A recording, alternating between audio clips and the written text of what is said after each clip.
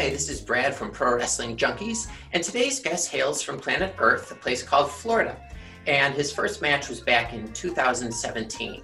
And he's worked all over, including Real Pro Wrestling, World Wrestling Network, American Combat Wrestling, and of course, he's worked 4 AEW dark matches since the spring. In March, he wrestled someone named John Moxley. And then in May, he returned for a tag match against Jimmy Havoc and Kip Sabian.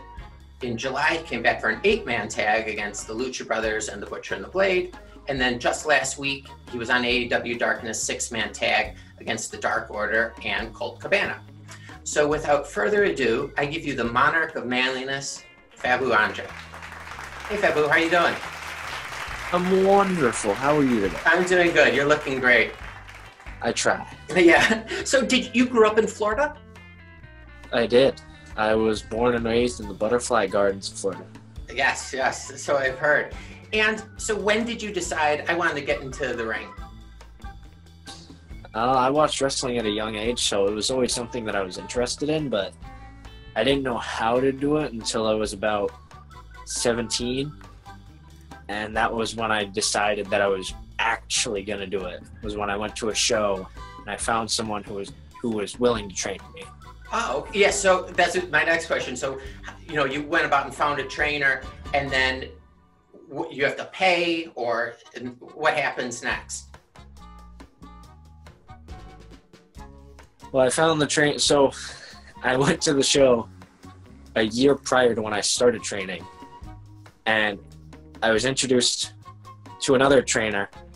And I was planning on going to his school, so I was saving up money. A year came around. I went to the show again because it's a yearly show, and there was another trainer there. I went to him instead, but I had already had the money saved up. I bought a car, and I just started going. So the night before your first, training, were you nervous? I mean, yeah, I was pretty nervous. I went there for I visited one time before I actually started training. Okay. But I mean, I really didn't know what to expect. And so you get there. How many other people are training, for the first time at that point? There was 2 other people there who had been training for a couple months prior to me. Okay. So that was a very small pool of people when I first started. Did that make you feel like nervous or anything, that you were the one at the bottom at that point? I mean, not really. They were both very nice, and I was just excited to learn. So what was the first thing they taught? Running the ropes, bumping. Really the basics. And how long long do you practice that before you start moving on? It depends on the person. It takes time for everybody. I mean, I don't want to say I was a quick learner, but I mean, I had my first match within 4 months, I think. Oh, wow. Were the trainers rough on you? It definitely wasn't the match of the night, but. So, and have you ever during the training before, you had your first match, did you ever reach a low point where you're like, I don't know, can I keep doing this? Or were you always focused on you were gonna I was excited to do it. I wanted to do it. I was excited to have my first match. My family was supporting me. I mean, I really had every reason in the world to be excited about it. So at what point do you start thinking about your character? I've always thought about my character, when I was, maybe since I was 10, I remember thinking about who I wanted to be. Back then when I was 10, it was much different than it is now. Yeah. But I was just always thinking of characters were always a big part of wrestling to me. The wrestling is obviously a big deal, but I always loved guys like The Undertaker and Kane and guys who were larger than life. Yeah. So you've taken that obviously with where your character is today. Were you surprised? So yeah, how did AEW find you?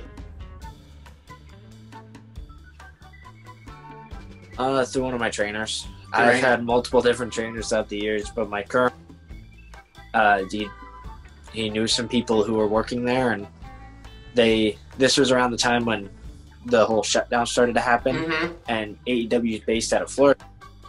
So it was just, instead of flying people in from California or other states where they had all these restrictions about it at the time, and they had to look locally. They started looking in Georgia and Florida, and I was lucky enough to one of his, I don't want to say premier, but one of his premier students that he picked to go up there. And did the second and the third and the fourth time, did they come to you and ask you to come back? Yeah, once we went up there the first time, we got their contact information where we were able to talk straight to each other rather than having the middleman.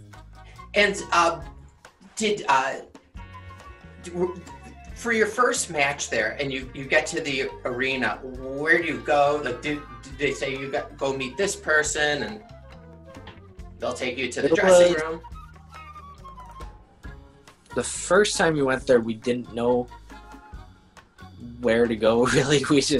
We got there, we were told to go to a big tent to go for testing and in the parking lot. And then from there, there wasn't really any direction. It just, we asked where the locker rooms were. Actually, I take that back. The first time we were there, we were given directions as to where the locker rooms were because they were in a different spot than where we stayed these past couple times. So we were given much more direction the very first time, and then every time after that, it's just kind of, I don't want to say they trusted us to figure it out, but so there's been a lot less direction. Yeah, oh, I bet. Do you talk to your opponents before the match, or are you just in the ring and just listen what they say?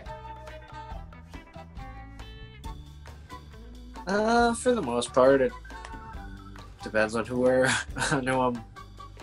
working with that night. But and did they give you feedback after the match?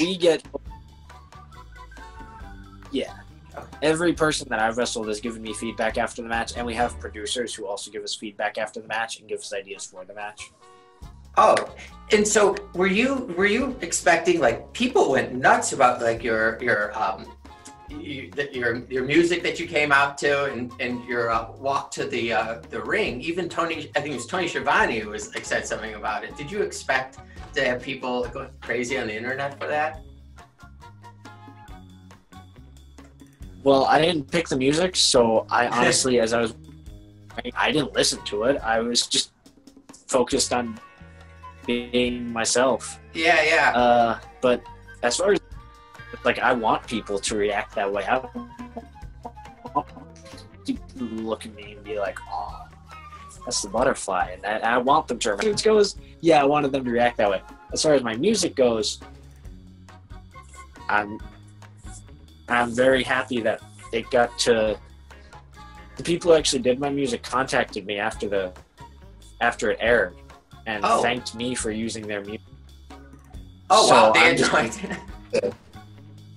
Yeah, I'm just happy it got to show some more independent music stars. Like, I'm an independent wrestler. Yeah. They're independent music, so it kind of helped both of us. Yeah, it's a perfect match, actually. So do you watch wrestling differently than you did, like, when you were 10 years old?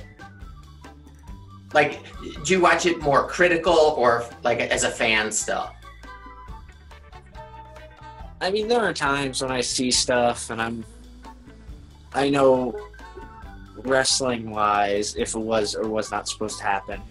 But I mean, I still enjoy wrestling very much. I see it, now that I'm older, I see things differently when I did when I was younger. So I still enjoy wrestling very much as a fan. Like, I love just getting lost in a match and enjoying it. Do you have the WWE Network? I do. Okay, I always ask everybody that.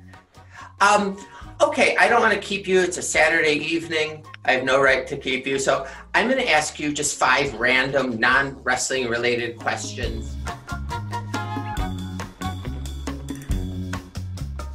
Yes or no's. If you want to elaborate, go ahead. If you don't, You don't have to. All right. All right. Shoot. Have you ever had a dream about yourself, but you were an animal? Not off the top of my head, no. Okay. Do you believe that the earth is flat? I don't believe the earth is flat, no. Okay. Would you ever get a facial tattoo?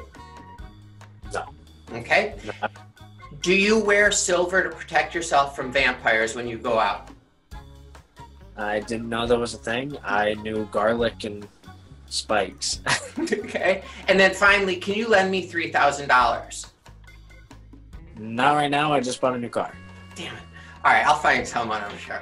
All right, those are your 5 questions. Again, thank you so much. Where are you appearing next? My next show is going to be August 25th, I think it was, at Thunder Championship Wrestling in Winter Haven, Florida. Okay, is that indoor or outdoor? I'm honestly not sure. Okay, well, everyone's going to get tested anyway, so. Or, Yeah, I'm wear sure their masks and everything. All right, well, I'd love to have you on again because I have a lot more questions, but then I would totally hijack your night. But I'd love to talk again about various other topics. Of course. All right, great. Well, good luck to you. Stay safe. I hope your friends and family are safe, and we'll talk soon. Thank you very much, and I stay safe to you as well. Thank you.